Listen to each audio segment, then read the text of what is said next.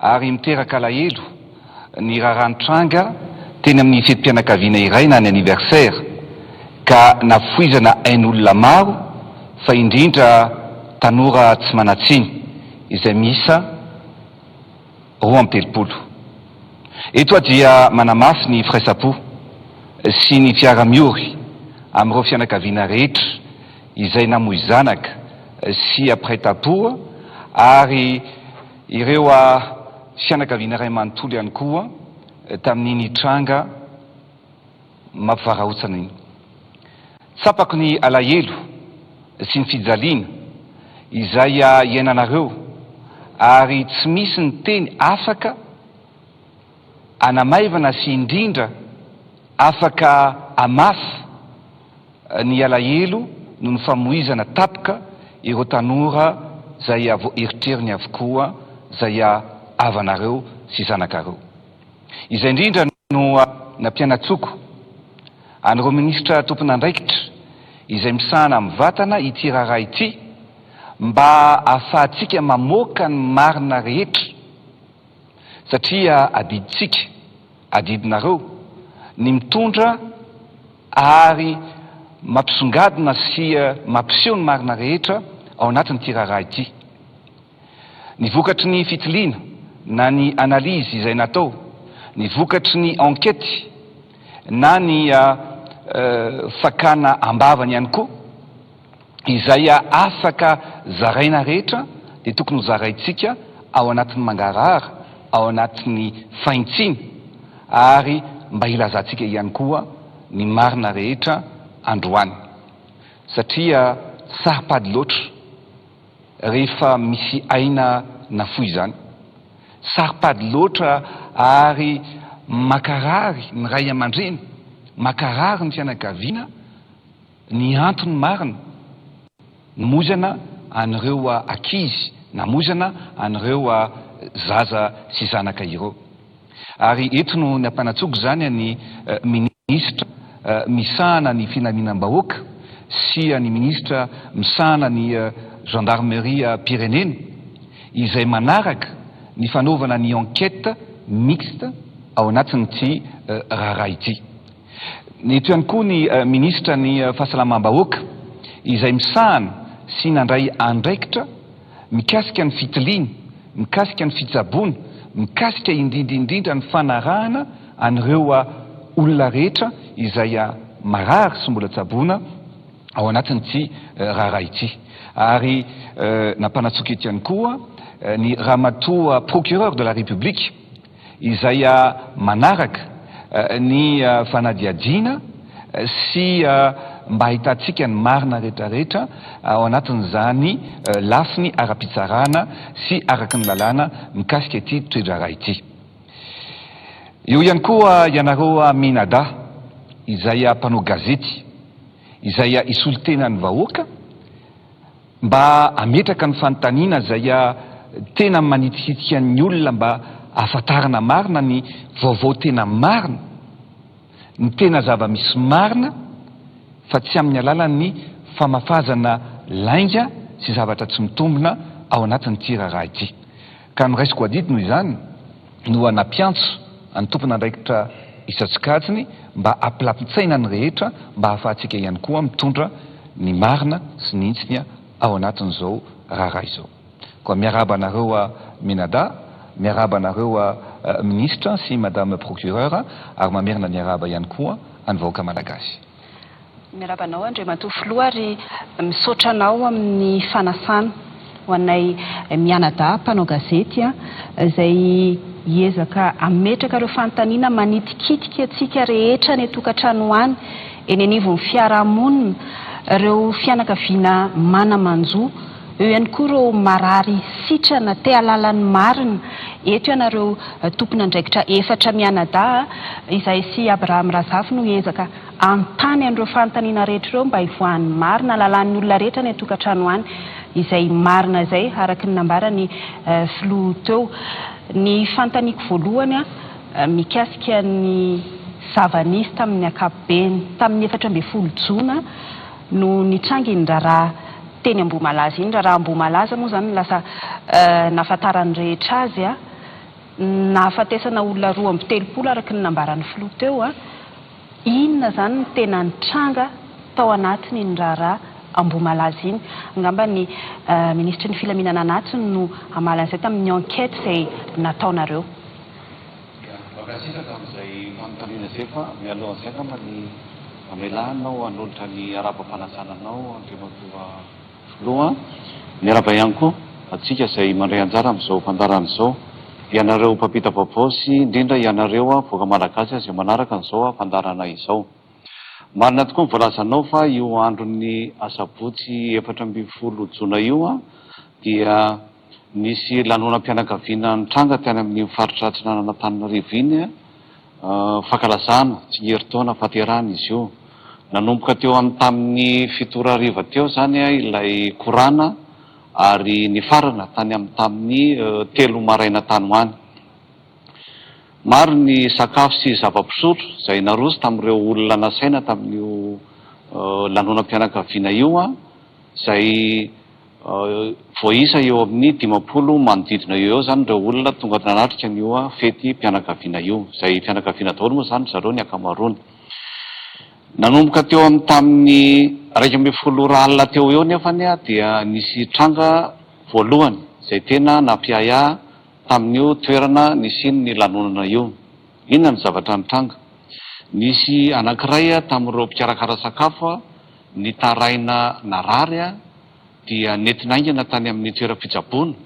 fa saingy indrisy nampalahelo fa tsy tonga akory izy tany amin'ny toeram-pitsaboana izay itondrana azy dia nidosy mifampatesatra. Tsy ela fa taorinan'ny faranan'ny lanonana izay le niresahana teo dia maro tamin'ireo olona nanatrika sy tonga tao amin'io fety io no tratran'ny sorotraretina ary nanatona toeram-pitsaboana ihany koa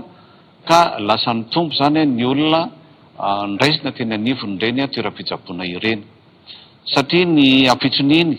ny 15 jona zany dia nahatratra 15 ny isan'ny olona maty ary teo ihany ny fitondram-panjakana dia nandraindraikiny satria nisokatra ny fanadihadiana ny iraisan'ny mpitandro filaminana mpanao famitorana anivon'ny polisy-pirenena sy ny zandarmaria-pirenena nikaroka ny zava-misy ny zaha-fotony na ireo marary ny mbola nitsaboana teny amin'ny toeram-pitsaboana na ireo toerana tany amin'ilay sehon'ny lanonana nijerena n'ireo ambina sakafo sy fitaovana nampiasaina nalitra izay lanonana izay. Rehefa natao ny famitorana no enona ny olona maromaro dia ny 20 volana jona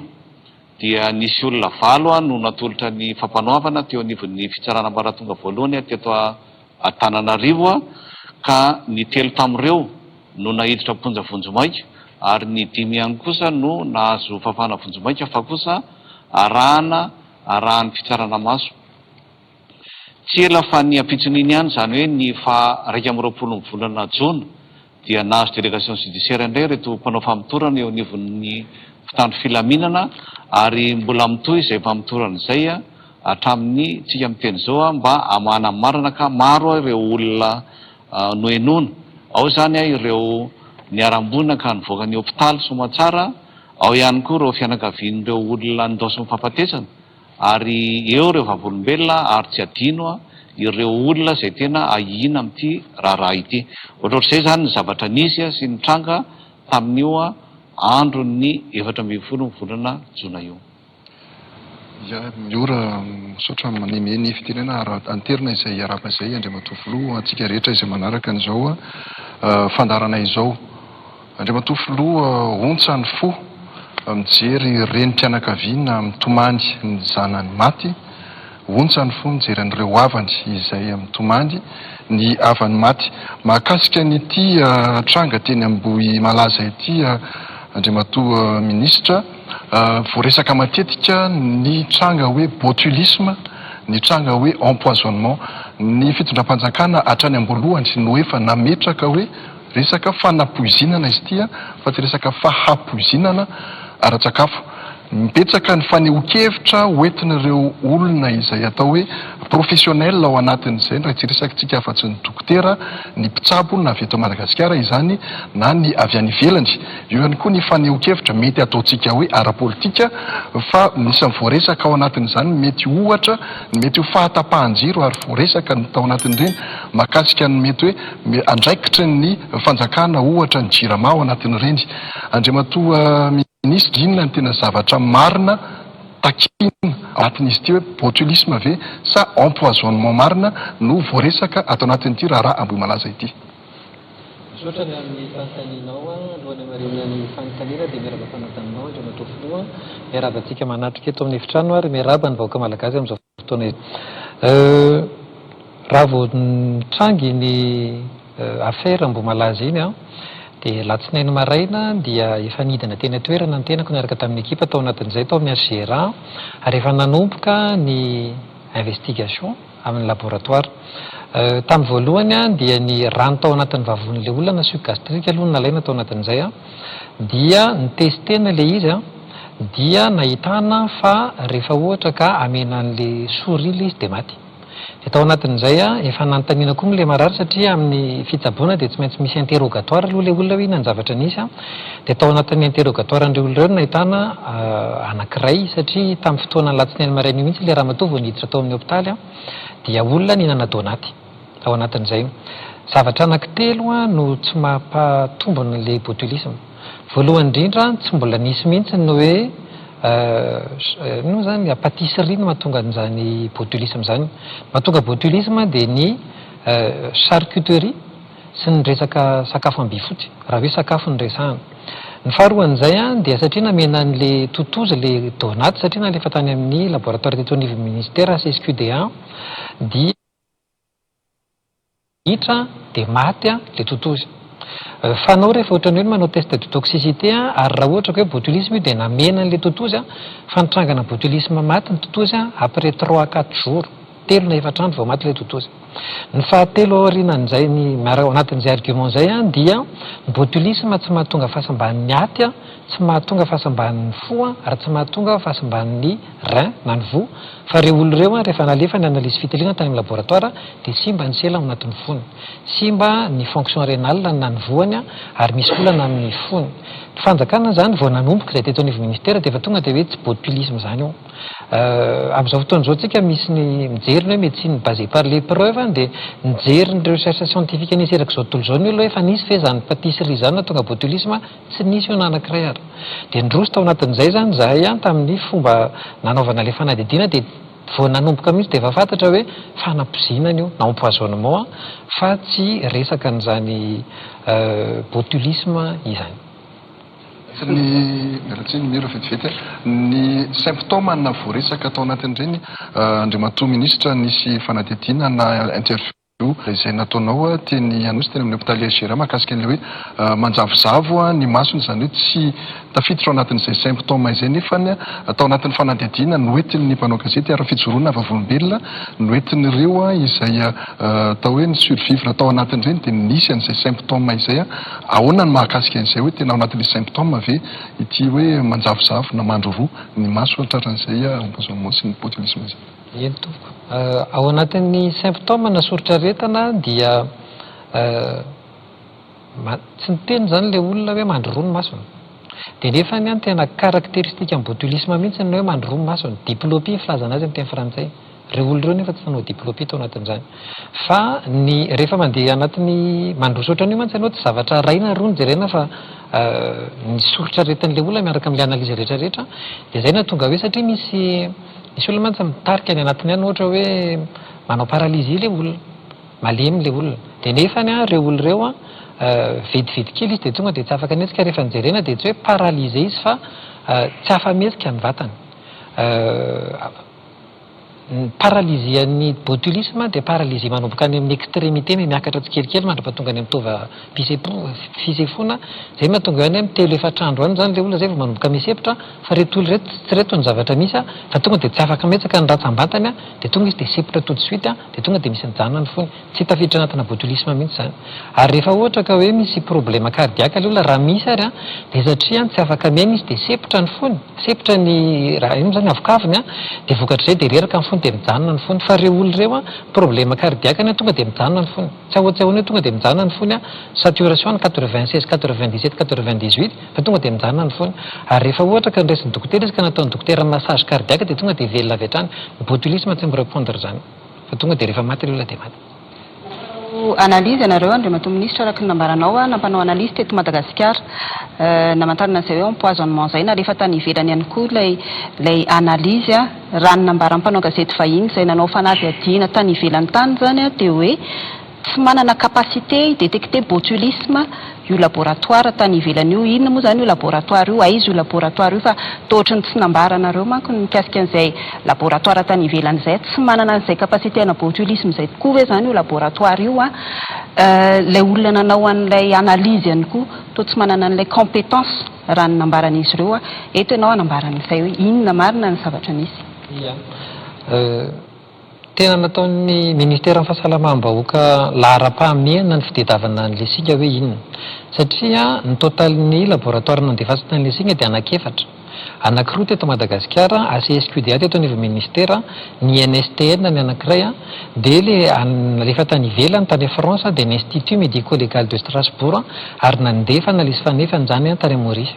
Ny Institut médico-légal de Strasbourg io dia institut efa nisy nandritra ny 200 taona 200 ans d'expertise médico-légale ary rehefa mijery ianao dia manana compétence en criminologie recherche criminelle jerenao anatiny ao ny resaka autopsie organe ny singa avaman'olona rehetrarehetra ataon'izay ina hoe le laboratoire zay ny fitelinana azy le olona signataire an'le résultat dia olona izay professeur efa expert judiciaire any amin'ny cour d'appel depuis 1992 zany hoe ny fidina manokana mihitsy hoe iza le laboratoire andefasana anazy fa tsy hoe alefalefa ohatran'izao io fa amin'izay mazava-dehibe zay hoe tsy maintsy tedavina ny marina tsy maintsy jerena hoe inona ny antony mahatonga an'izao zava-misy eto Madagasikara zay dia zay ny critère de choix hoe iza nefa manana izay expérience zay vitsy angamba ny olona manana institut manana expérience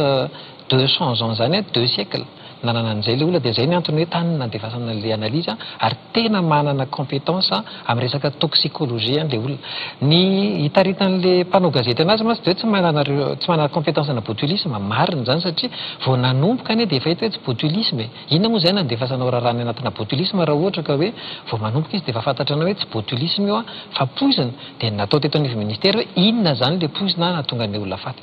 maty. Zany hoe le critère nanaovana an'ilay izy inona nahatonga hoe tsy nahatonga tsy laboratoire maromaro raha natao hoe nisy ary zany tany Maurice zay atao Frantsa inona tena critère akoatran'izay voalaza izay Andriamatoa Minisitra satria raha ny fanazavany le mpanao gazety vahiny dia tsy manana izay compétence izay le critère tiako fantarina hoe tsy misy critère hafa ve satria anankiray nanaovana izay laboratoire zay tany Frantsa nyresako akoatran'le Maurice resana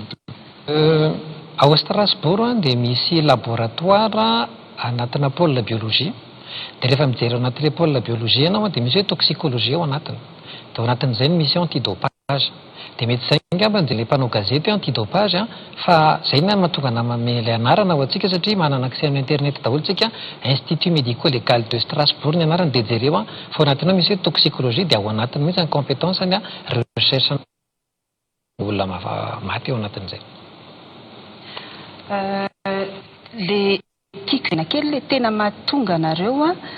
ny assisté tamin'ilay empoisonnement mikasika an'ilay totozy nanaovanareo an'le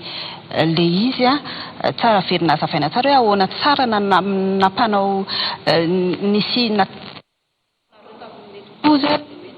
totozy tsara mikasika an'iny ia azavaina fifingamba ny amintsika vahoaka manatrika eto ny fanaovana anazy rehefa ohatran'io rehefa fantatranao zany hoe manana ayay ianao hoe inona le mety sakafo mety mahatonga anazy dia angalana le sakafo iny dia mena totozy satria ny test de toxicité ny filazana azy a jerena hoe mahafaty sa tsy mahafaty le izy tsy maintsy totozy ny anaovana an'izany fa tsisy afa-tsy totozy ny anaovana anazy a dia rehefa avy eo amena an'ilay sakafo ilay totozy a dia manao observation amin'izay ianao jerena hoe au bout de combien de temps ao anatin'ny minitra firy na adiny firy a vao maty an'ilay totozy. Ity zavatra ity a latsaky ny 10 minitra angatahana moa le ao anatin'ny sary a fa misy séquence nalaina film atao anatin'izay a ao anatin'izay ahoana ny fomba fiseho an'ilay fahafatesan'ilay totozy ao anatin'izay satria tonga dia manao crise convulsive metsiketsika ilay totozy ao anatin'izay a mba angatahana ao amin'ny sary hoe raha ohatra ka mba afaka alefy izay sarina totozy izay zafady.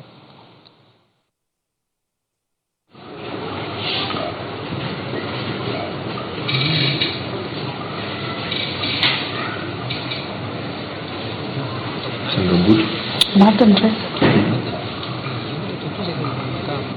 Sepitra izy io satria hitanao mihitsy eo amin'ny Safotra koty. dia latsaky ny 10 minitra ilay totozy dia maty tao anatiny. Aloha sasina io. Lasa koty. Io zany a zao no mahatonga ilay araka nazavety hoe tena mety hoe tafiditra any anatina fanaovana fitadiavana fa raha mihina sakafo ohatran'izao ny vilo izy dia afaka telo Le ambon'ilay sakafo maty, le ambon'ilay sakafo. telo amin'ny tapany efatra andro any izy ny maty fa tia 10 minitra ilay zay mahatonga tena mihitsy fa tsy hoe toxine ny ao anatiny io satria rehefa tafiditra anatin'ny olona ilay toxine botulisme raha sanatria botulisme mbola miditra anaty lalan-dra iny mbola ela be vao tonga any anatin'ny retsika ilay olona dia izay no mahatonga hoe elaela ny symptôme nasoritra retina vao mipoitra.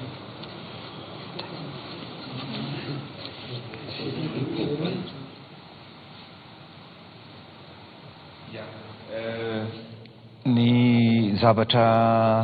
ataontsika androany moa dia hoe ilaza ny zavatra marina rehetra ary ho fanampiana ny zavatra nytenenin'ny Andriamatoa Minisitra teo a dia tiako ny ahafantarany vahoaka malagasy fa vao nisy io trango io a isan'andro miantso ny minisitra tompon'andraikitra mba hanome anao hoe aiza ny fivoarany ity toe-draharaha ity satria tsy zakany sainy no mare hoe misy tanora maro tsy manatsiny ndaosan'ny fahafatesana tapaka teo. Mantantsika teo no miresaka hoe nisy an'ilay analyse zany a misy nalefa tany ivelany misy mpanao gazety ozy izy Abraham Razafy a miteny fa io laboratoire zay nanao ny analyse any ivelany io a dia tsy afaka midétecte any lay aretina na fanabozinana na botulisme. Ny zavatra tsara fantatsika angamba ny rafitinina dia tsotra. Nitranga ny fety tamin'ny asabotsy 14 juin. 15 juin betsaka ny olona maty tafiakatra 5 ozy izy monsieur le ministre ny filaminam-bahoaka atao. Efa nanomboka ny enquête ny teo amin'ny police Pyrénées. Ny zavatra nisy dia nisy rangahy anankiray zay nandeha namonjy fety dia nitondro tsy nihinana fa nitondra an'ilay de nuts zany nody tany an-tranony ary rehefa nody tany an-tranony dia nameny io de nuts io any vadiny. Tonga avy teony eo dia niditra hôpitaly ilay vadiny tratran'ilay symptôme rehetrarehetra. Dia iny vomina ilay lohan'ilay vadiny iny no nalefa natao analyse tany amin'ny laboratoire tany ivelany. Inona ny antony? Ny antony satria ilay de nuts teony eo dia nalain'ny ministra ny fahasalamam-bahoaka nampinanina n'ireo totozina souris zay hitantsika teo. Enitsika tsara angamba nisy tao anatin'iny fa le lendemain le 15 ihany dia tonga dia natao ny test. Teony eo zany dia maty ny totozy. Tsy misy aia zany ary zay no natonga anan'ilay fitenenana hoe rehefa azo ny enquête zay nataony enquête mixte nataony gendarmerie sy ny polisy dia voaporofo fa tamin'ny alalan'ilay de nuts no nisy singa nampidirina zay nafaty an'ireo tanora rehetrarehetra. Fa mba hahafahantsika miala amin'izay aia zay ny antony nandefasana an'ilay vomi sy nandefasana an'ireo preuve scientifique rehetrarehetra tany amin'ny Institut de médecine légale tany Strasbourg. Zay io zany ireo moa no teneniko teo hoe tsika ary ny anaty tsika iko mihitsy ny sanatriany vavaladiny lela hoe manararopaty any amin'ny toerana any amin'ny resaka tsisy fa io hitatsika laboratoire Institut de médecine légale de Strasbourg, io laboratoire de toxicologie. Laboratoire de toxicologie. Zany hoe miverina resaka fanapozinana na ny fanapozinana. Ny olona miasa ao ary nanao ny test dia tsara fatatsika tsara fa expert en criminologie amin'ny fanapozinana toy izao. Iza moa io expert io professeur Fatadaz izay efa président de la toxicologie analytique en France. Efa président ny association internationale des toxicologues de médecine légale. Zany hoe raha misy zany ny zavatra fanapozonana na ny zavatra ohatran'izao mitranga zao eto ao France sy maneran-tany any no alefa ilay izy. Ka diso ny filazan'ireo mpanao gazety zay lasa tsy mpanao gazety tsony ankehitriny satria taizanareo moa nahita mpanao gazety lasa atao interview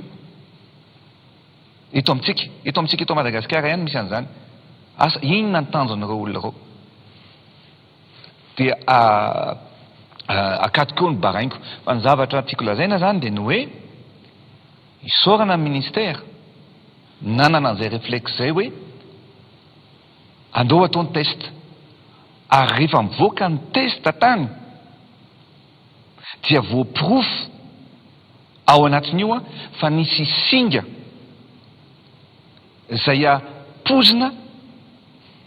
hita sy azo avy amin'ny zavamaniry eto Madagasikara. Zany hoe hatrany am-boalohany efa fantatra fa fanapozonana ny zavatra misy. Iza ny tompon'andraikitra amin'izany? Ireo ny tompon'andraikitra rehetra ny procureur asiana fa ajanoko aloha ny anahy ary ataoko fa mazava mahakasika an'izay resaka fanapozinana, resaka pozina natao tao anatin'ny Donetsk no nahafaty an'ireo tanora zay ndozany fahafatesana tamin'ny zavatra tsy vidiny sy tsy rarin'izay. Fa fantatra moa zany le pozina tsy nisy hoe zany ny antidote satria tsy tamin'ny herinandro mbola nisy tanora mbola nodimandry savy hoe lafo ny antidote dia tsy mividy ny fitondram-panjakana. Maninona ny tsy atao evasanina ihany koa ireo tanora mbola ao amin'ny hôpitaly amin'izao fotoana izao satria izay no misy mangataka ihany koa amin'izao fotoana izao Andriamatoa Minisitra. Anatina toxicologie moa satria hitantsika teo zao ny échantillon nalefa tany herinandro vao azo ny valiny fa tsy azo eo io. Raha anatina fanapozinana no mpo azo any ohatrany hoe ianao tsy afaka hiandry ela be ohatrany hoe hiandry firy semaine ianao vao andeha ao anatin'izany fa ny pratika fanao rehefa ohatra ka manao mandray tanana olona empoisonné ohatrany io dia misy ny atao hoe test thérapeutique. Andramana ilay izy hoe inona no antidote misy satria efa fantatra hoe reheto avy mety karazana antidote misy dia misy protocole apetraka ao anatin'izany dia rehefa ohatra hoe manomboka mirepondre ilay olona dia tohizana kelikely ahafahana mijery an'izany fa rehefa tsy misy valina zany amin'ilay olona hoe tsy mety tsara ny fahalamany dia ajanona ilay izy. Le 17 natsofoka tao anatin'ilay olona ny karazana antidote anankiray dia ny zavatra hita tao anatin'izay nanomboka nietsika an'ilay olona tao anatin'izay nefa olona tsy afaka mihetsika tao anatin'izany dia nitohizana ilay antidote io dia rehefa avy eo moa nivoaka ilay résultat dia tena nifanaraka tamin'ilay singa hita tao anatin'ny vavon'ilay olona mihitsy io antidote izay hita io zany hoe efa nanomboka tamin'ilay 17 zany ireo olona rehetrarehetra hospitalisé tao amin'ny hôpitaly Ravinandrianavalona dia efa namena n'izay antidote zay no nahafahantsika nazo an'ireo olona maromaro 28 nisan'iry zareo tena nivelona ao anatin'ny totaliny fa raha tsy nahazo an'izay tena tonga dia tapitra maty daholo ireo olona rehetrarehetra izao ary akasitrahana feno anatin'izay ny mpiasan'ny fahasalamana nanao an'izay nanana izay réflexe izay hoe ahoana zany fomba anaovana ilay test thérapeutique fa efa le 17 zany izy dia efa nifanitsy tamin'ilay singa hita tao anatin'ny vavony le fanafody namena anazy ary misy protocole tao anatin'izany dia izay no mahatonga hoe tsy maty ilay olona. 2017 efa nanomboka nanao an'ilay napiditra ny antidote ianareo nefa amin'ny herinandro teo izany hoe eo amin'ny fin juillet na taloha kelin'izay mbola nisy ny nodimandry izany hoe tsy nandaitra tsara ve zany le antidote nataonareo le protocole de traitement nampiarinareo zavatra anankiroa ny nazavana an'izany voalohany dia samy hafa ny réponse an'ny olona na ny réaction an'ny olona raha ohatra ka sanatria voapozina izy misy matanjatanjaka dia mahavita miaritra elaela fa misy ny olona tonga dia fragile dia tonga dia miatra amin'ny vatany izay fanapozinan'izay faharoan'izay raha vao ohatra ianao ka hospitalisé any amin'ny réanimation ohatra ny 5 dia misy ny complication na réanimation lasa misy infection ohatran'ilay olona lasa misy infection any amin'ny tataviny dia lasa migérer an'ilay complication indray zany ilay olona dia ary n'ilay fanapozinana koa anatin'izay ny recherche hatramin'izao dia milaza fa eo amin'ny 72 heures eo no mijanona ao anatin'ny vatana ilay antidote ina moa ilay poison dia rehefa tapitra izay dia ny complication ilay vokatra ilay izy amin'izay zany no gérenao anatin'izay fa tsy hoe ilay le fanapozinana dia reo olo reo izay no mety explication anatin'izay hoe isan'ilay fragile ilay olona dia taty-arina izy mbola ny flanché tao anatin'izay lasa nodimandry moa zany ao anatin'izay satria le infection anatina miliona réanimation mafimafy tsy mitovy amin'ny infection ivelany io fa matetika ny infection tanatina réanimation infection mafimafy ny traitement antibiotique anaovana anazy ho andro amin'ny hôpital vetivety Abraham le vasanina mbola tsy voavaly monsieur le ministre azafady indrindra ny évacuation sanitaire mila état stable tsara le olona vao afaka ataony évacuation sanitaire le olona teto Madagasikara nafana namonjy anazy dia natao nasiana trachéotomie izany hoe lavana teto amin'ny tendany teto dia teo natsofoka ny tuyau ahafahany miaina instable zany ireo olona ireo dia raha ny etahany tsy afaka fa vao mandeha miditra anatina dépressurisation tonga dia maty ao anatin'izay ministra ny fanazavana no entiny reniny nombana dia atao hoe izy no tsara indrindra tamin'ny état an'ireo marary tao amin'ny hôpitaly izay narahamaso atao ireny tranga ireny araka ny zavana nentinao teo nefa samy hafa izay réaction ny marary tsirairay izay inona indray no mahatonga ny hoe le olona efa salama ataontsika anatina farangisosina no izy indray no nendosiny ny fahafatesana tsy nandaitra araka nambara teo ve izay atao hoe antidote izay sa inona mety antony nahatonga izay hoe fa nisy izay hoe lueur poire angany filazantsika anazy ho an'ireo fiadina dia nefa ny tao aorian'izay lasa nitarika hatrany amin'izay fahafatesana izay zay tena pozina mantsy ny pozina manana zay nytenako hoe les conséquences rehefa avy eo amin'izay zany mila gérenao rehefa avy eo dia isan'ny effet an'io zavatra io satria ny effet an'ilay singa atao anatiny misy hoe tension instable araka teneniko teo le olona ny atao anatin'ny hôpitaly misy tonga dia hoe janany foany dia le olona nivoaka rehetrarehetra zao efa nytenenina hoe mila atao surveillance nareo misy atao surveillance io satria dia manao an'ilay pansement eto amin'ny tendany eto izy dia arahamaso akaiky ireo olona ireo justement mba tsy hisian'izay zavatra tranga ohatran'izay manana ny atao hoe statistika marina avy antsika amin'izao andriamatoa ministra satria betsaka ny mandeha misy mihitsy moa manao kajikajy any anatin'ny tambazotra-tserasera any misika n'izy io misy ihany koa no mety ho voalaza fa tsy voaray an-tanana teo anivon'ny hôpitaly Asifa tany amina toerakafa aiza ho aiza ny situation amin'izao tsika miresaka izao na dia efa nisy ampany voalaina aza teo nisy hôpitaly anaky 7 nidiran'izy ireo voalohany tao amin'ny ACR nisy olona 2 niditra tao velona 3 zao anaky 3 maty 9 teny amin'ny klinika anakady fotsy nisy olona anakiroa niditra maty avokoa moa ireo olona niditra teny amin'ny klinika anakady fotsy ireo teny amin'ny hôpitaly militaire nisy olona anaky 3 niditra teny ny anakiray velona ny anakiray mbola en cours de traitement zao dia ny anakiray efa maty teny amin'ny mpitsabo mikambana nisy olona anakiray niditra tany maty le olona tany teny amin'ny CHU Andotapenaka ny hôpitaly Manarapenitra nisy olona anakiray niditra dia maty le olona teny amin'ny hôpitaly Bevelatana nisy olona anakiray niditra dia maty anakenina amin'izany fa tsy fito satria ny totaliny 60 isan'ilay olona dia 24 velona anakefatra zao mbola en cours de traitement dia 30 ny totalin'ny olona maty tao anatin'ity affaire-na Ambohimanala. Anisan'ny fanontaniana miverimberina ihany koa andriamatoa ministra mahakasika ny hoe ilaina ve zany sa tsy ilaina ny fanaovana autopsie an'ireo efa nodimandry ireo ahafahana mamantatra an'izay sa ilaina satria misy ihany koa ny fanehoan-kevitra na raha tsika tamin'ny tambazotra-tserasera misy mihitsy moa ny miaramila le médecin légiste nanambaran'izany hoe tokony natao izay autopsie izay misy singana autopsie any amin'ny asesikudy amin'izao fotoana izao. Ohatra zany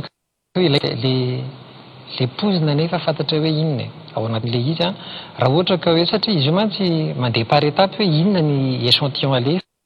dia zay na tonga hoe le vomiro inona fray indrindra sady iny zavatra mbola sur le vivant zany nandefasana anazy fa ny autopsie efa olona efa maty ny organe nataonao prélèvement zany saoty efa tsy otsony le izy dia zay na tonga hoe zavatra velona aloha nalefa fa raha sanatrio tsy nahita dia tsy maintsy nalefa le organe zay natao autopsie tao anatin'izay. Atao hoe enquête ara-science fa raha iresaka hoe tena le fadiadiana isika mitodika ato amin'ny ianareo ako ahoana moa zany no impossible zany hoe olona 30 na impolo moa zany no hoe le hoe miditra hôpitaly teo nanatrika an'ilay fanafana ny heverana an'izany hoe nisy olona naneritreritra anapozina olona 10 natao hoe 10 inona le tena atao hoe mobile ao anatin'le mialatsiny amin'ilay teny vahiny hoe mety izay moa zany mety hoe azony maro azy inona ny mobile atao anatin'izy io to voaresaka foana ny hoe resam-pianakaviana raha-pianakaviana nololona eo anivon'ny fianakaviana fa inona marina le tena nahatonga an'le izy efa hita tany anaty enquête ve zay sotra amin'ny fanontaniana miarabanao ampanajana andriamatoa filoha miarabantsika mpikambana amin'ny gouvernemanta ramatoa pampanololalana nareo manadampanao gazety ary indrindra ny vahoaka malagasy mialatsiny fa farina kely ny feo zay manatrika an'izao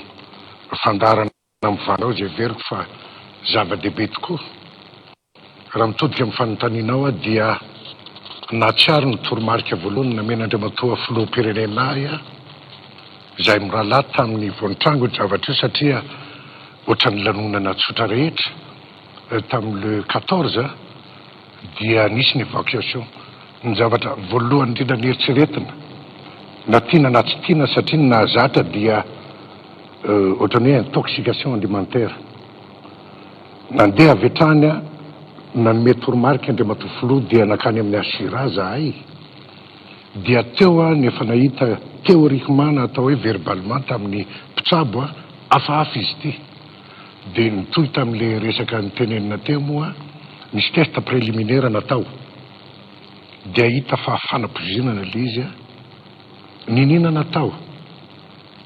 nisokafana avy hatrany ny nadiadina ary araky ny teny teo ampolony maro nefa maty tamin'ny lahady latsinainy efa nisokatra ny 18 efa nanao arrestation misy natao hoe fanotorana savaranonando angamba ny azoko ilazana azy na hoe enquête sommaire teo dia efa nivoaka sahady ny ataoko hoe mobile ozy ianao teo mariana aloha fa fianakaviana ny ao anatin'io tao anatin'io zany fianakaviana ataoko hoe même génération zany hoe mitovitovy taona mitopipety cousin cousine ny akabeazany ny invitation officielle 30 mitondra namana sy ny karazany reo invité dia niakatra nanodidina ny 90 ny olona tao amin'ny toeran'io dia ao anatin'ireo invité reo dia fianakaviana no akabeazany tamin'ireo 30 reo cousine ny tompopety no nampikarakarana ny sakafo zay voatazona any amponjy izy moa amin'izao fotoan'izao nampikarakarana ny sakafo izy cousine zany hoe mpianada ny ray aman-drenindreo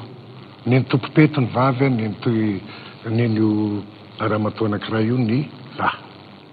io zany no mikarakara sakafo inona ny tany aloha tsy maintsy misy tantara zany mba azahoana manazava bebe kokoa ny tena zava-misy tamin'ny taona 1994 dia maty ny zokon'io le olona ny karakara sakafo cousine ny tompopety io sy ny zanany andro vitsivitsy taty aoriana. Inona no nahatonga an'izay zavatra izay a? Teo dia efa niseho ny disadisa mpianakaviana fa misy olona nahihahiny nanao ny zavatra io a zay fianakaviana ihany, kozinina ihany,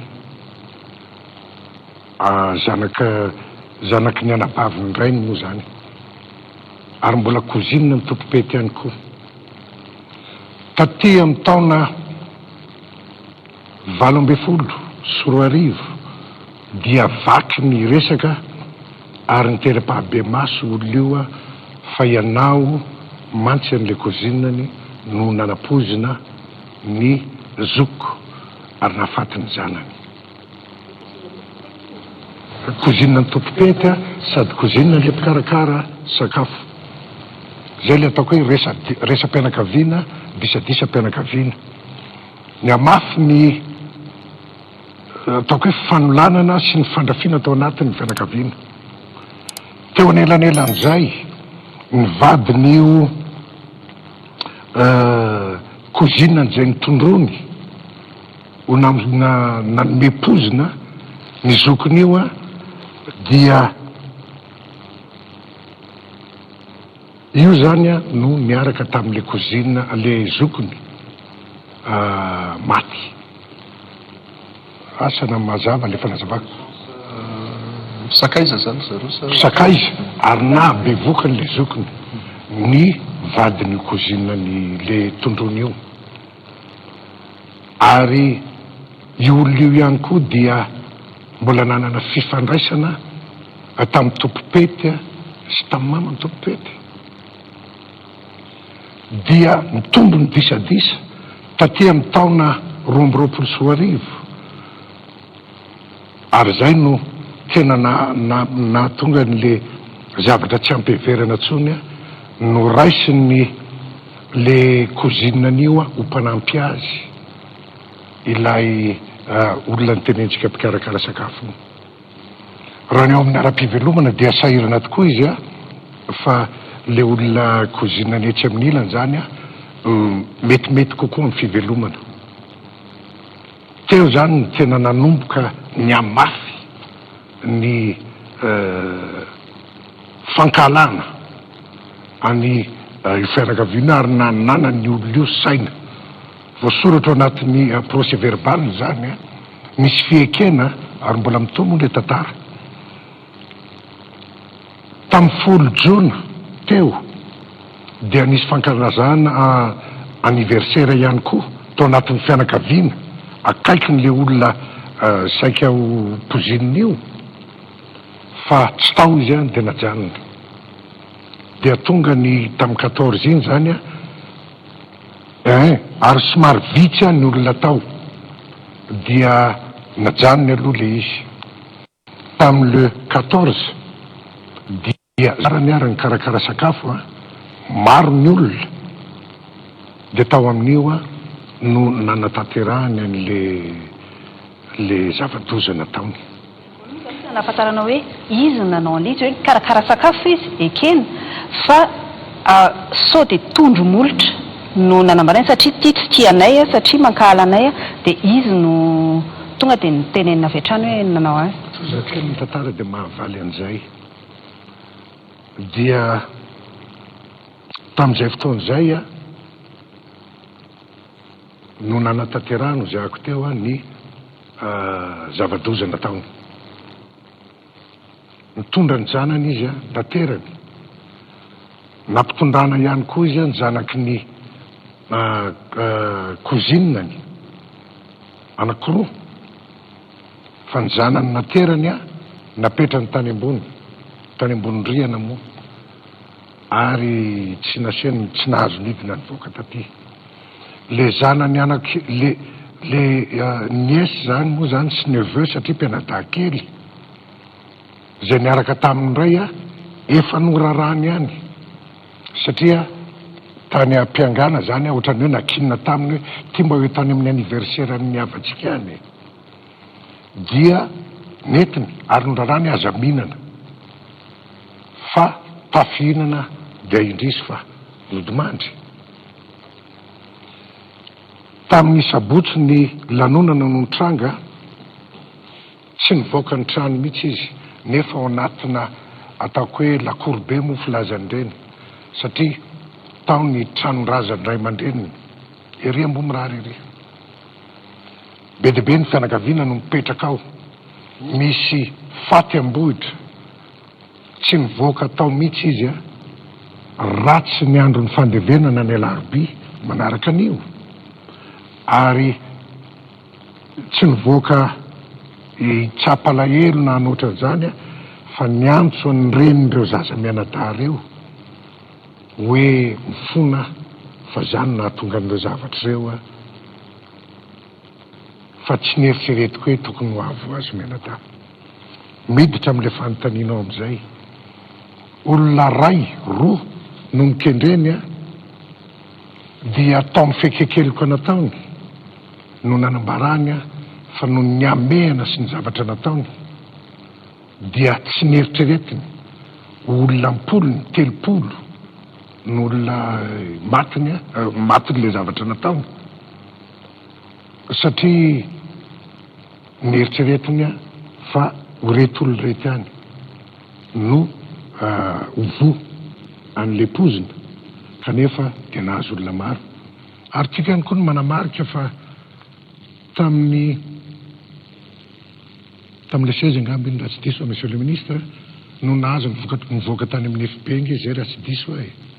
hoe tary amin'ny conclusion tary hoe substance hautement toxique, fa nisy olona vo marina fa nandray ray fotsiny a dia nandray zavatra hafa dia nahazo an'le pozina dia maty. Ny zavatra tiana tenenina dia maro ireo fanadiadina natao, ary mbola maro moa zany satria mbola tsy tapitra teo ny famitorana. Olona telo no voatana ny ponja amin'izao a, ary ananana profo mazava, tsy arakaraky ny filaza zany hoe ino moa tsy maninona amin'ny maha réseaux sociaux azy, kanefa kosa araky ny tenin'Andriamatoa filoha teo dia hoe amina resaka voina be ohatran'izao a, na ny tena ara firy taona nanaovana ny asan'ny police judiciaire, accident satria efa natrehako zany tamin'iza directeur général ny ATT, le teny Anjozorobe, nisy telopolo mahery maty, fa dia hita hoe accident dia io, fa tamin'ity ndray mitoraka ity a tena zavatra hafa mihitsy, ary anisan'ny nahafarim-peo angambany a, fa tsy natory andro manalina mihitsy manome tatitra ny Andriamatoa filoham-pirenena zany a amin'ny zavatra io, satria eritreretina tokoa araky ny teny teo hoe miandry an'ireo ho faty ve tsika zay voandray inona sy ny karazany a, fa ny fanadiadiana tsy maintsy atao, ny fitsaboana tsy maintsy atao, dia zay no nahatonga ny hoe tsy maintsy nitaran'le zavatra ohatrany. Ary ina moa zany nidiran'ilay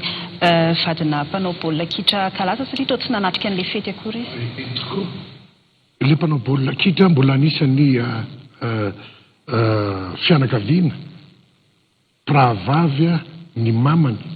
sy ny mamany tompopety, dia ny vadin'io zany a zobavy ny tompopety, tsy nanatrika ny zavatra io izy a, fa io koa dia nisy tantara tany aloha,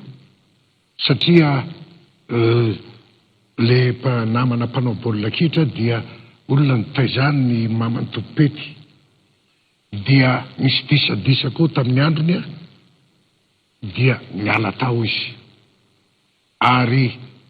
ino no hitapoky hitam-pirenena tao anatin'ny fianakaviana fa tena miady marina izy mihoatra moa zany ny filaza azy, ny tompopety a sy vadiny le namana mpanao baolina, ary zay no nahatafiditra azy ao amin'io raharaha io. Misy koa ny fikirakirana ny tao amin'ny cybercriminalité mety madame le procureur angamba no anazavan'izay, satria efa ny aminy moa ny dossier rehetra, milaza ny atao hoe implication any io ramatoa io ao anatin'io raha io. Madame le procureur, efa ny aminao ny dossier rehetra araka ny nambarany monsieur le MTG teo. Anisan'ny fanontaniana apitraka ny maro mahakasika ny ilay tompopety, efa fantatry ny rehetra moa zany fa i Fenoasina no anarany mahakasika an'izay. Ny fanontaniana maro mipetraka dia hoe tao foana ve ny tompopety nambara fa tsy nisakafo izy tany ambolohany, taty aoriana izy anefa lazaina fa marary mafy, voalaza indray rehefa aveo fa natao évacuation sanitaire tany ivelany aiza marina misy an'ilay tompopety amin'izao fotoana izao impliqué ao anatin'ity tantara ity le izy maninona tsy nanatrika an'ilay fanadihadiana nentin'ny gendarmerie tery fiadanana fa tao amin'ny hôpitaly no nanaovana an'izay fanadihadiana nataony atao amin'ny brigade criminelle izay ramatoa procureur. Mialohan'ny amalika an'izay fanontanianao izay dia mamela arabanao ampanajana Andriamatoa Filoha manaja anareo minisitra membre ny gouvernement ihany koa ary miarabanareo mpanao gazety sy ny vahoaka any an-tokantrano any manaraka izao fandaharana manokana izao. Marina tokoa fa tena betsaka amin'ny fanontaniana mikasika an'izay tompopety izay. Eto zany dia manamafy fa mbola any amin'ny hôpitaly io tompopety io amin'izao fotoana izao. Efa vitan'ny cellule mixte eo anivon'ny gendarmerie pirenena sy ny polisy pirenena moa ny fanadihadiana savaravina mikasika io olona voalazanao io. Efa natolotra ny fampanohavana natota taratasy mikasika izany dia manomboka eto zany dia efa ho atomboka eo amin'ny fitsarana ny famotorana lalina mikasika an'io tovovavy tompopety io noho ny antony ara-pahasalamana izay tsy fahasalamana nahazo azy zany araka ny tatra izay namen'ireo mpitsabo anay dia tsy afaka mbola hiatrika fanadihadiana mandritry ny fotoana lava be io tovovavy io satria ao koa fantatsika fa rehefa manao fanadihadiana ny mpitsaram-panao famotorana dia tsy hoe ao anatin'ny atsasakadiny dia vita iny, mety aharitra eo amin'ny adiny 3 adiny 4 eo ny fanadihadiana ny olona anankiray. Ny toe-pahasalamana io tovovavy io zany araka ny tatra namen'ny mpitsabo anay dia tsy mbola afaka hiatrika izay. Noho izany dia ao ataonay tsikelikely miandalana ny famotorana izay famotorana lalina izay onay aminy. Tsara marihana koa aloha fa fa ny fitoriana izay napetraka ireo ray aman-dren'ireo ndao sy ny fahafatesana teny amin'ny fitsarana sy teny amin'ny gendarmerie mikasika an'io tompopety io sy ny reniny. Raha izao aiza ny atao hoe enquête amin'ny ankapobeny satria efa teneno zany le efa nambaran'ny MTG teo hoe efa nisy 3 ny topoka ponja vonjimaika, misy ny sous contrôle judiciaire amin'ny ankapobeny zany ohatry ny ahoana zao ny enquête eo anivonareo. Marina tokoa izay hoe misy anankitelo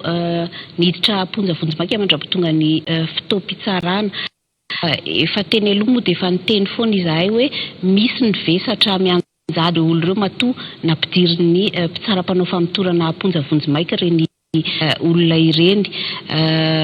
Tsara zany manamarika fa rehefa taony ny mpitsaram-panao famotorana fanadihadiana ireo olona ireo dia misy tamin'ireo voapangy ireo ny aiky ny fanapozinana izay nataony. Tsara izay point anankiray izay hoe efa nisy olona ny aiky fa nanao an'io fanapozinana io. Io olona ny aiky fa nanao fanapozinana io zany rehefa nadihadiana dia barbara sy nanazava fa valifaty no antony nanaovany an'izay fanapozinana izay. Tamin'io fotoana nisian'ny lanonana io tsy hintana tamin'io sakafo io olona izay niaiky ny eloka izay nataony io ary araka ny voalazan'ny monsieur le ministre teo tsy navelany hinana ny zanany fa nidiny tany anatin'ny efitrano. Nitondra tamin'ilay sakafo ihany koa izy rehefa vita le lanonana fa nariny teny an-dalana, tsy nohaniny, tsy namen'ny zanany fa nariny teny. Amin'izao fotoana izao zany no famotorana dia mbola tena mitohy, olona mbola ho atson'ny mpitsaram-panao famotorana ho atao fanadihadiana ao anatin'ity raharaha ity anisan'izany ohatra reny olona sitrana somatsara efa niatrika fitsaboana tany amin'ny hôpitaly ireny mbola atsony mpitsaram-panao famotorana ireny ao atsony fitsarana ao atao fanadiadia. Ahoana mikasika ny maman'ilay tompopety, maman'ny Fenoasina? Ao anatin'izay atao fanadiadiana zay tokoa izy. Efa vita teny amin'ny gendarmerie pirenena sy ny polisy pirenena izy ary efa tonga eny aminay natonta taratasy nady ary voalazako teo hoe efa hiatrika ny famotorana lalina zay anatrehan'ny mpitsaram-panao famotorana ihany koa izy. Resaka teo ny resaka cybercriminalité manana preuve matérielle ve ianareo hiincriminena an'ireo olona misy ny fifandraisana an-taroby izay ny fanaovan'ireny olona voaroaro ireny misy ny somaiso izay ny fandefasan'izy ireo izay efa hita nandritra ny famotorana savaravina izay natao teny anivon'ny cellule mixte. Mbola ho ela ve zany ty famotorana ity vao mety hoe ho hita ny tena marina mikasika ity raharaha ity. Plus izy mitraine mialatsiny amin'ilay teny vahiny. Plus ilay famotorana ataonareo plus misy resaka mivoaka sy mety hoe onono na resaka na tsy haiko na mety zavatra tena marina ihany koa tsy fantatra mivoaka eny anivony ireny tambazotra tserasera maneho ny heviny avokoa ny olona. Tsara ho marina aloha zany fa ny sazy miandry reto olona voaroaro reto mety ahavoasazy ny olona voaroaro izy voelika eo anatrehan'ny fitsarana adelika bevava dia ny fanaovana asa an-terivozina mandra-pahafaty. Tena betsaka zany ny penina farak'izay mafy indrindra misy any anatin'ny lalànantsika zany. Noho izany tsy afaka tsy tokony ho atao anatin'ny amehana ny famotorana. Fena alalinina fatratra mihitsiny. Azadino ihany koa fa resaka liberté olona no resahantsika eto. Zany hoe tsy azontsika atao afainganana arak'izay itiavan'ny olona any anatin'ny tambazotra tserasera azy ny famotorana. Eto zany dia mametoka fa tsy misy mihitsy ny olona ho voadingana ao anatin'ny famotorana fa izay rehetra tokony ho atsoina ao anatin'ny famotorana io sy ho raisina ambava dia tsy maintsy ho atsoina sy ho raisina ambava. Amin'izao fotoana izao efa mihamazava ny toe-draharaha satria efa misy olona miaiky ny zavatra nataony fa na izany aza nefa dia tena mbola ho alalinina ifatratra ny fahitana ny proof sy ahitana ny marina rehetra. Ramatoa procureur raha ny fijerin'ny opinion publique amin'ny ankapobeny ohatrany hoe afenina mafy na arovana mafy ilay tompopety tato anatiny ity raharaha ity natao na ny fakana sara anazy ary tsy azo natao misy mihitsy ny resaka nandeha hoe mety misy antony manokana iarovany fanjakana nyity tompopety ity tsy hiditra amina resaka polémika moa tsika hoe misy olona ambony mety ho tafiditra ao anatin'izay resaka izay fa ny fantaniana tiako apetraka aminao ramatoa procureur hoe misy marina via le nantsoina hoe visa efa azo ny tompopety ny fanaovam-beloma araky ny fitantara atao anatin'ny fitsovana vavolombelona nentina ireny. Efa no amarinina aloha izay resaka visa zay efa no amarininy mpanao famotorana izay tsy misy an'izany visa zany aloha hatreto. Marina fa manana passeport ilay tovovavy fa tsy misy izay visa zay. Tsisy hoanina aty amin'ny fitsarana aloha tena tsy misy mihitsy ny zavatra hoe ho afenina ao anatin'io raharaha io. Ary rehefa andeha ny fitoam-pitsarana eo anatrehan'ny fitsarana adeloka bevava dia ho atao fitoam-pitsarana pahibe maso io izay azony rehetra atrehana. Zany hoe afaka iainao daholo zany ny olona rehetrarehetra ahianao n'izay fifandaharana andeha eo ahitan'izay proof hoentiny avy aty amin'ny fampanoavana izay tompon'ny fanenjehana. Ho fantatry ny tsirairay ihany koa dia ny fampanoavana amin'ny izay tompon'anenjehana azy zay dia milahatra mitovy amin'ny mpangataka mpitory. Zany hoe ho anay ihany koa dia tena zava-dehibe aminay ny ahitana ny marina anatin'io raharaha io. Miverina kely amin'ny ministry ny fahasalamam-bahoaka ny tenako satria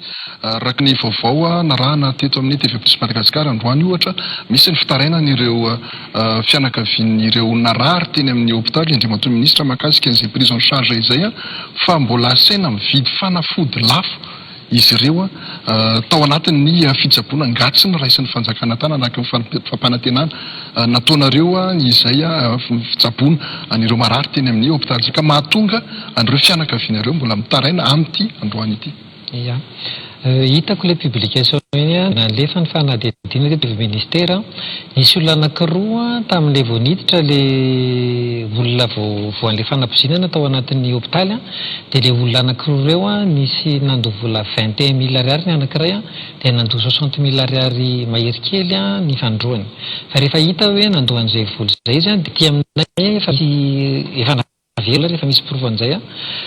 nisy natanana zato isan-jato olona satria 110 millions d'ariary mahery zao mikohana nanaovana prise en charge an'ireo olona ireo hatreto ary mbola mitoy satria eny anivona hopitaly Ravangy zao mbola misy olona anankitelo anatin'ny hopitaly amin'izao fotoana izao tsy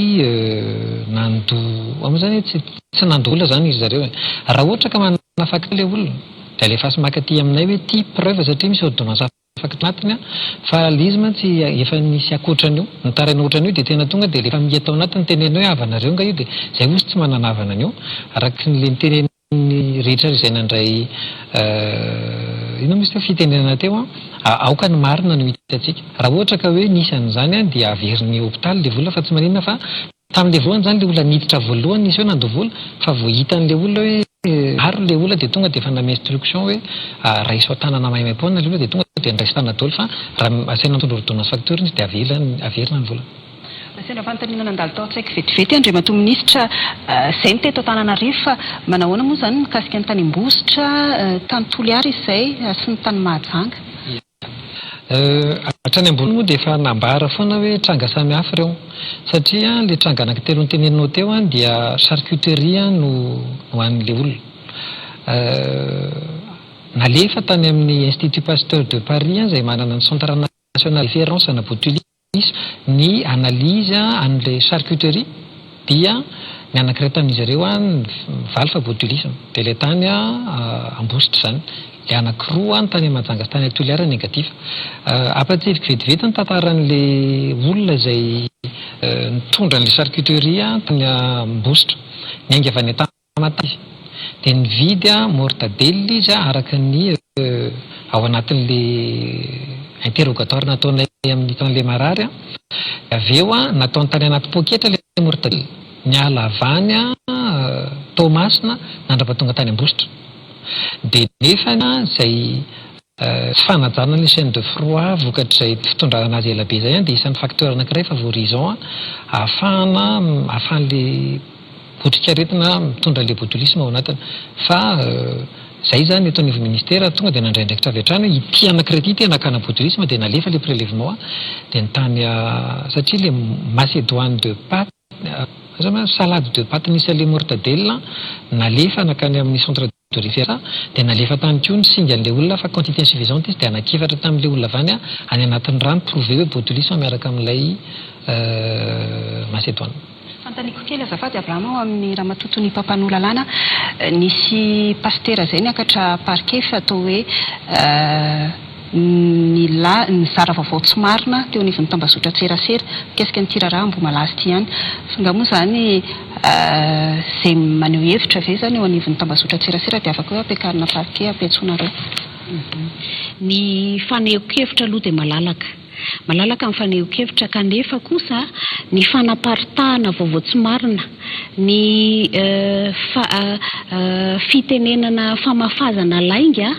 dia raran'ny lalàna ary azo enjehana araka ny lalàna mihitsy ireny olona manaparitaka vaovao tsy marina ireny sy tsy mari-potitra ireny satria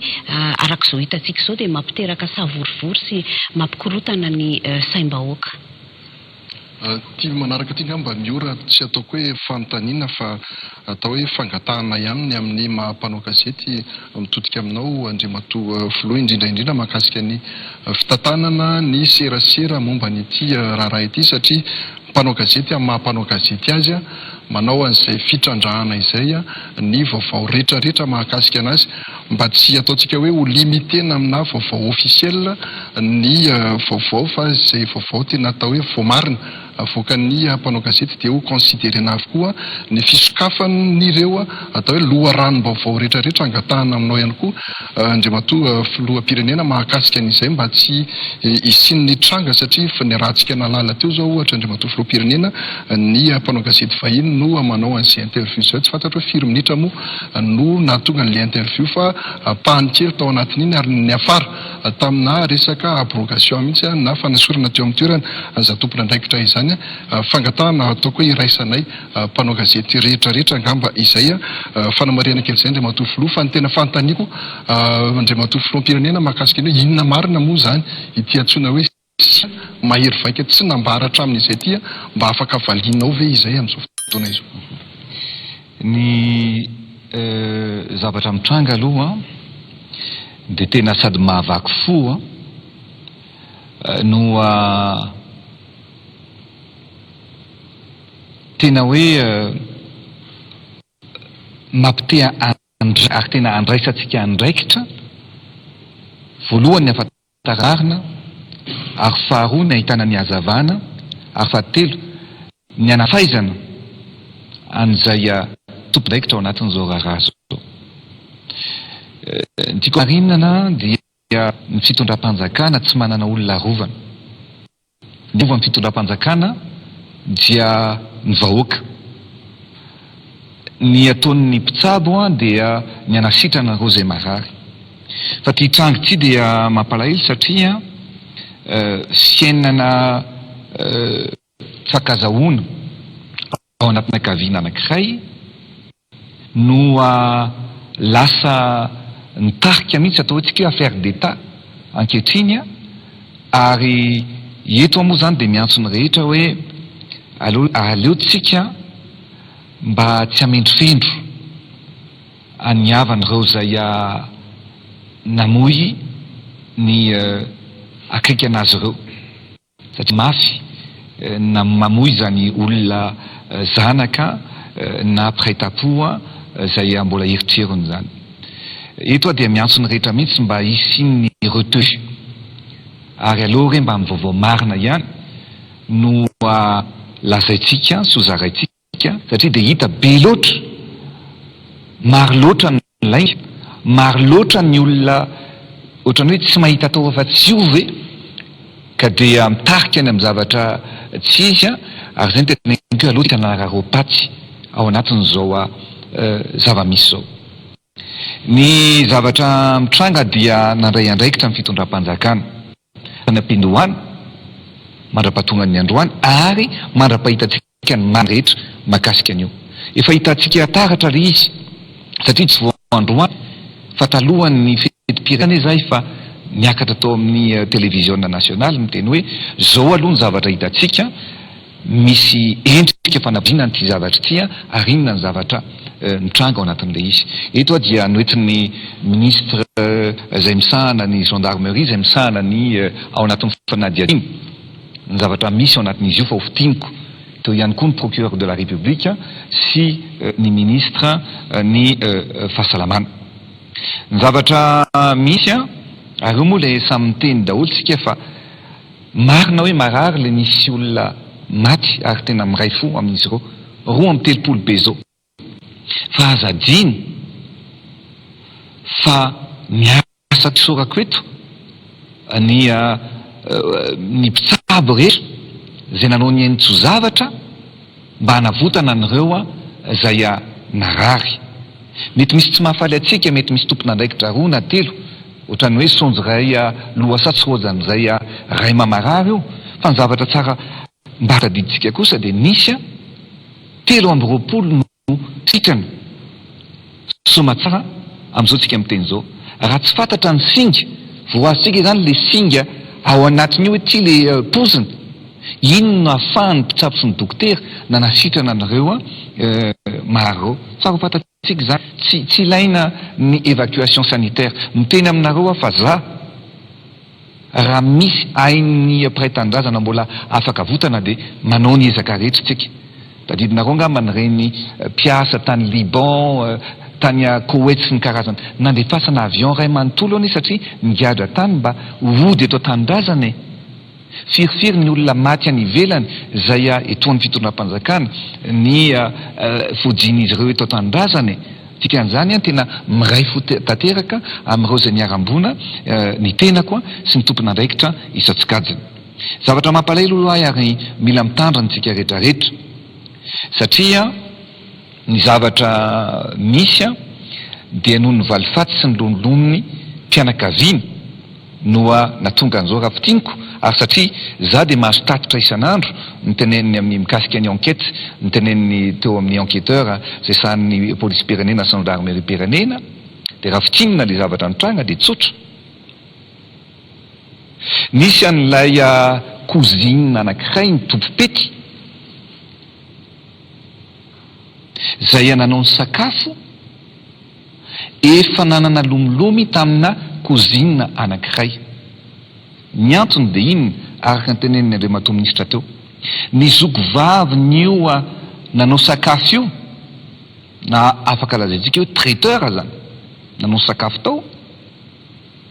ny zokony vavy dia sakaizan'le cousine vadin'ny cousine ny anankiray manambady ara-dalàna zany le cousine io fa sakaizan'ny zokony tia nanao sakafo ty tamin'ny taona 19 sy 20. Rehefa nisakaiza izy ireo dia bevoka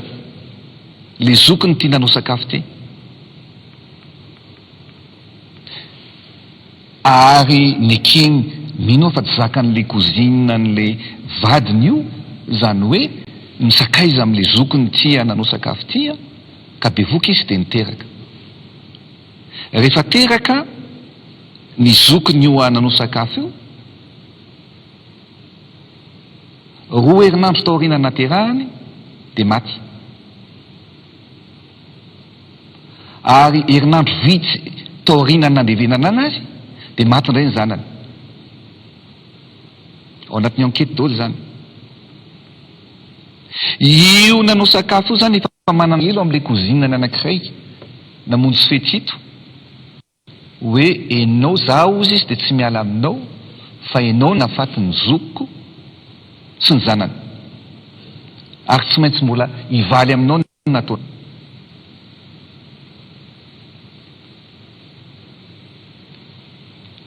Ny zavatra nitranga amin'izao tsika amin'ny teny izao zany dia rehefa nandeha ny fety maty anisan'ny voapozina ilay cousine ny lazain'le nanao sakafo ty fa nanatona ny zokiny ary maty ihany koa ny vadin'le cousine zay sakaiza an'le zokiny. Zay le zava-misy.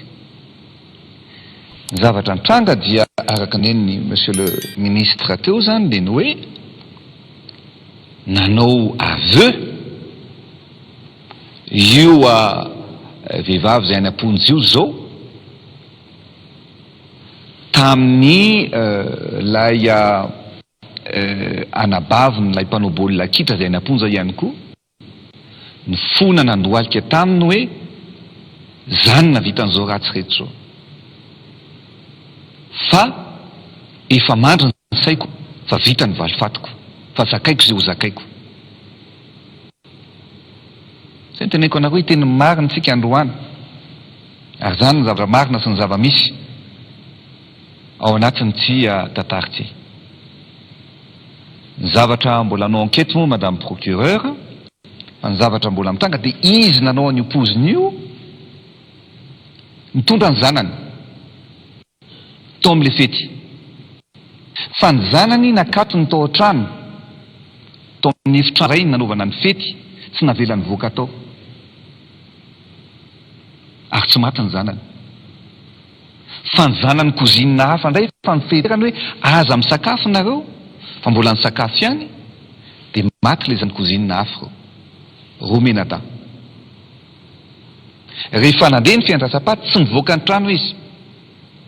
fa alohan'ny fandevenana izy mivoaka ary nifona tamin'ilay ray aman-dreny tao hoe tena mifona aminareo fa zany natonga an'izao zavatra rehetra zao.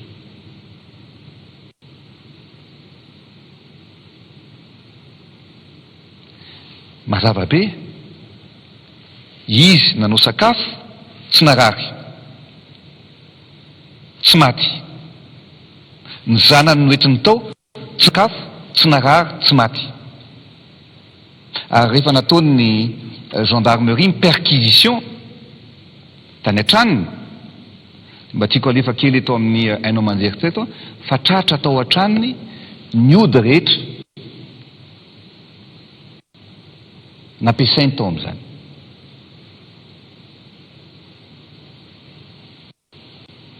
Io mbola hitanareo io ngamany zao izy hita lehibebe kokoa.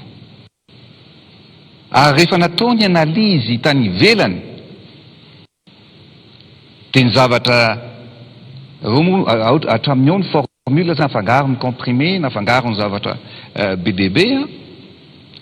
ary ny zavatra hita tao anatin'izany rehefa nataony analizy tany ivelany dia reto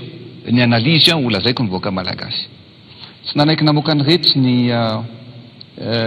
mpitandro ny filaminana sy ny tao amin'ny fitsarana ary ny tao amin'ny fahasalamana toy sao dia ampiana-dratsy toy za mantsy zareo hoe mila lazaintsika mivoaka malagasy ny marina raha ohatra ka misy antsy nanatrondromana olona ka nahafaty tsy teny zay vidy antsy dia anatroboka antsy daholo ny olona rehetrarehetra mila mitandro ntsika amin'ny zavatra rehetrarehetra ny singa atao anatin'ilay izy dia ho lazaiko aminareo fa eto mila mitandro ntsika fa ny marina ho any lazainy ary ho lazaiko mivoaka malagasy ny marina fa zava-maniry anankiroa mba tsy tenenan'izay fampitsora maninona ary tsy nilazaina hoe zava-maniry satria nareo miteny Abraham Razafo inona le izy miteny ny olona rehetrarehetra hoe inona le izy samitsika mitandrina fa ho lazaiko ary le izy androany ao anatin'ny famarinana sy ao anatin'ny fahitsiny. Ny zavatra hita tao anatin'le izy dia ny hoe misy planty anankiroa eto Madagasikara vakiako amin'ny teny frantsay dia azavaiko amin'ny teny malagasy datura zava-maniry sy belladone. Belladone sont deux plantes toxiques. Une datura io. Elles contiennent toutes les deux de substances actives comme l'atropine. Ary ny datura io zany dia antsoina hoe appelé aussi herbe du diable. Manao recherche nareo hitanareo fa fantatry ny olona tsara zany zavatra rehetrarehetra any. Ny principe actif ao anatin'io dia nahitana an'ilay hita tao anatin'ilay vomi an'ilay olona zay maty. Nahitana principe actif ana atropine. Tsy misy doute na ray segonda aza zany zavatra rehetrarehetra any. Inona ny zavatra efehan'io dia araka ny lazainareo tao.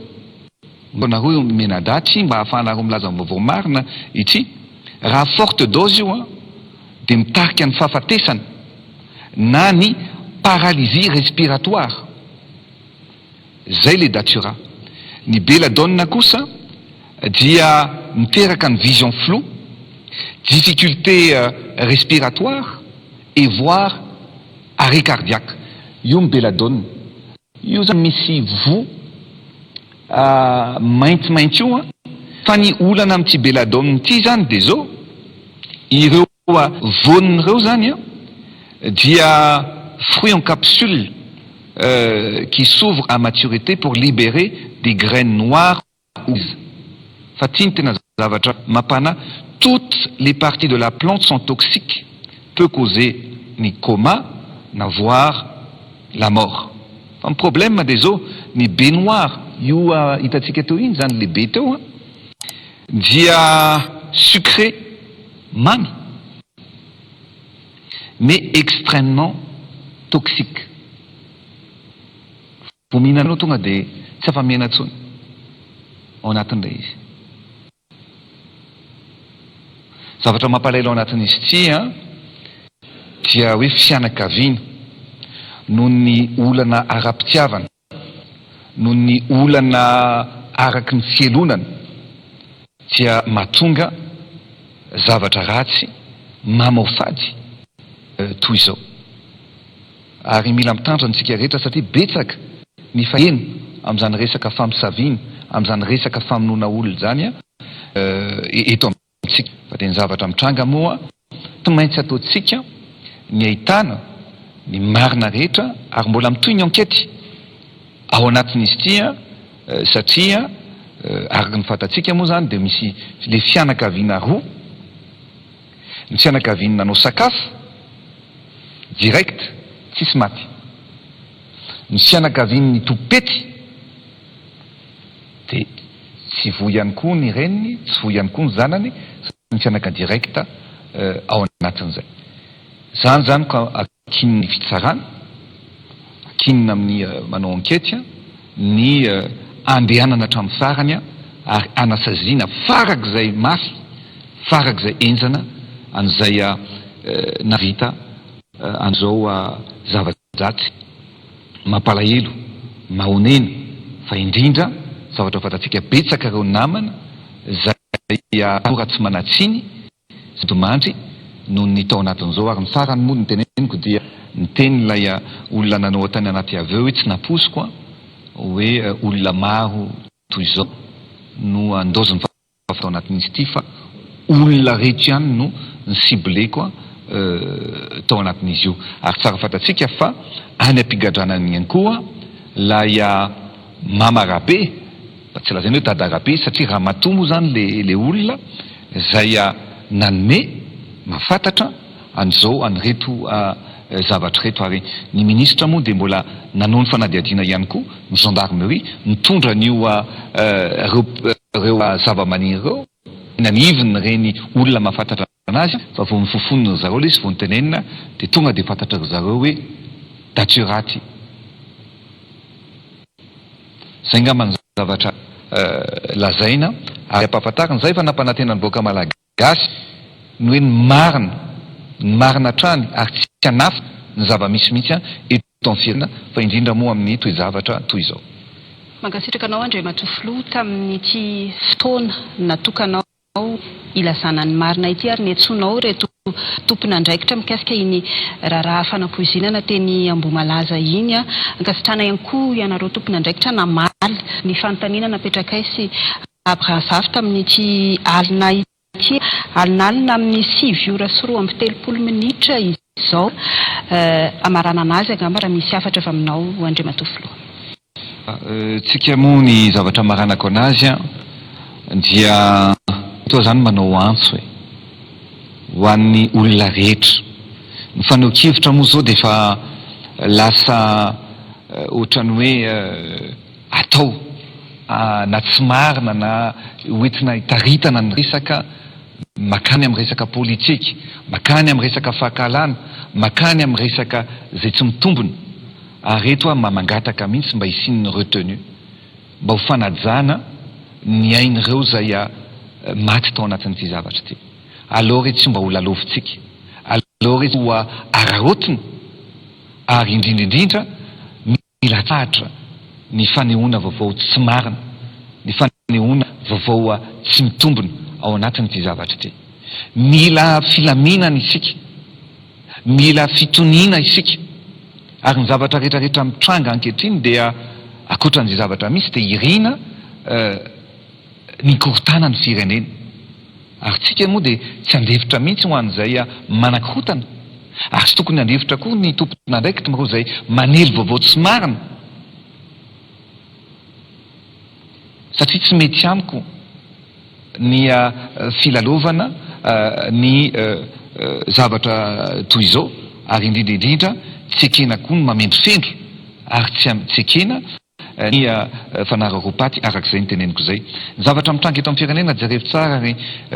tsy hay moa ny tsy angina amin'ny zavatra nitranga any Antsirabe. Jerevy tsara tamin'ny le 13 juillet nirehatra ny transport tany Antsirabe. Nanao ny ezaka rehetra ny tompona andraikitra mba hiverena ny jiro araka ny tokony izy, fa tsy tokony izy diritsony tao Antsirabe. Andro vitsy herinandro tao alohan'izay nisy grevy, ninina ny zahana natao teto ny grevy mipiasa ny jima rehefa mifanazava rehefa niresaka teto amin'ity toeran'ity hoe zao fa tsy mariny zany zavatra rehanareo zany dia nipoaka ny transfo indray a tany Antsirabe. Techniquement ataontsika hoe 10% ny tokony apoaka an'izany transfo na après zany transfo zany nefa dia nirehatra ary tao amin'ny toerana tsy misy caméra ireo a transfo zay a nirehatra ireo. Herinandro taty aoriana vao afaka maly nirehatra indray ny tsena iray manontolo tao Antsirabe. Mampanontany tena ihany zany hoe iza ny ao ambadiky zarinina ny tanjona sy ny zavatra tiana ho apela ao anatin'izany zavatra rehetrarehetra any. Tsy betsaka mantsy no tsy manaiky ny voninahitra sy ny leadership apetraka eto Madagasikara amin'ny resaka lafin'ny diplomasia hoe andray filoham-pirenena maro tsika ao anatin'ny SADC, ho avy eto ny filoham-pirenena avy ao Afrika Atsimo fa ho avy eto ny filoham-pirenena ao Mozambique, ny Tanzania sy ny firenena maro 40 aty amin'ny continent afrikana. Dia mametra-panontaniana hoe satria fantatray ny zavatra rehetrarehetra misy ny taratasy alefiny amin'ny communauté internationale tsy sinjany sommet zany eto ka tsy ekena mihitsy raha ny vahoaka sanatriany vava ladiny lela no atao sorona na ny fananam-panjakana no andeha hopotehana noho ny mety hoe tsy fakahozona hevitra ara-politika fa raha zay ny zavatra mitranga zay ny zavatra misy dia tsy maintsy andraikitra manoloana an'izany ny fitondram-panjakana satria tsy mila korotana ny vahoaka, tsy mila saborovoro isika eto Madagasikara. Eny ary mankasitraka andrintsika rehetra izay nanaraka izao fandarana fanasana moa zany avy amin'ny filohan'ny Repoblika Andry Rajoelina ity fandarana manokana na raha itsika tany an-tokantrano mivantana amin'ny televiziona malagasy ny radio Madagasikara ankasitrana fentsika tany an-tokantrano nanaraka izany hatramin'ny farany mametraka amin'ny veloma mandram-piona toko klasy toko vavy.